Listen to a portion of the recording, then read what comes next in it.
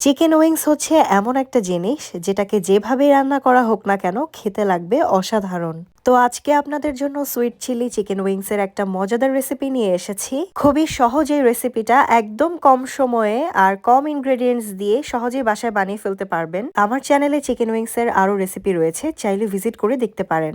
চলুন দেখে নেই কিভাবে সহজে এই রেসিপিটা বানিয়ে ফেললাম। তো রান্নার জন্য প্রথমেই লাগবে আমাদের চিকেন উইংস, আর আমি এখানে আধা কেজির মতো চিকেন উইংস নিয়েছি। খুব ভালোভাবে গরম পানি দিয়ে ধুয়ে পানি ঝরিয়ে নিয়েছি। এগুলোকে মেরিনেট করে রাখতে হবে, আর এজন্য প্রথমে আমি দিয়ে দিচ্ছি 1 চা চামচ অর্থাৎ স্বাদ মতো লবণ। তারপর দিয়ে দিচ্ছি 2 চা চামচ পরিমাণ গরম মশলার গুঁড়া। দিয়ে দিচ্ছি 2 চা চামচ পরিমাণ মরিচের গুঁড়া। নিয়ে নিব 2 টেবিল চামচ পরিমাণ আদা আর রসুনের পেস্ট। হোয়াইট ভিনেগার দিয়ে দিচ্ছি 2 চা চামচ। 2 টেবিল চামচ পরিমাণ রান্নার তেল দিয়ে দিচ্ছি।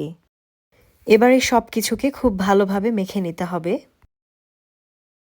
মাখা হয়ে গেলে তার উপরে অ্যাড করে দেব 3 চা চামচের মতো কর্নফ্লাওয়ার।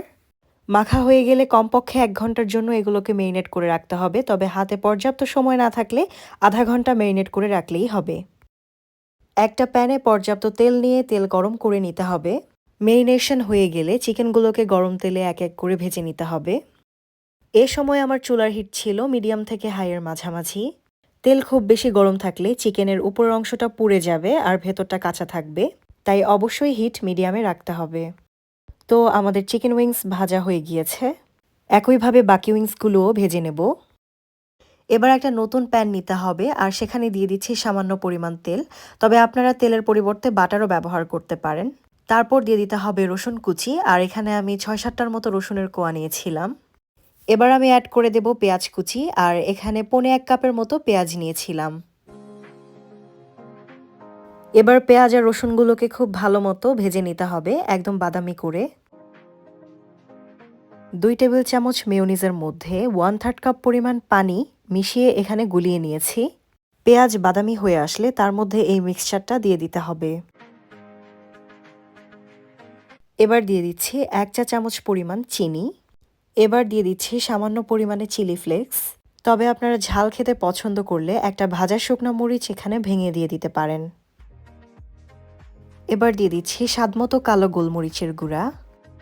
তারপর দিয়ে দিচ্ছি সামান্য বাসিলিকুম, তবে এটা অপশনাল, না দিলেও চলবে। এবার সবকিছুকে খুব ভালো মতো মিক্স করে চিকেন উইংসগুলো দিয়ে দিতে হবে।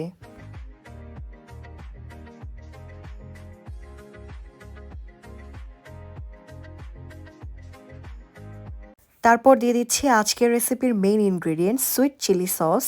সবকিছুকে ভালো মতো মিক্স করলেই হয়ে যাবে এটা সার্ভ করার জন্য রেডি। তো এই যে আমাদের মজাদার সুইট চিলি চিকেন উইংস ডান।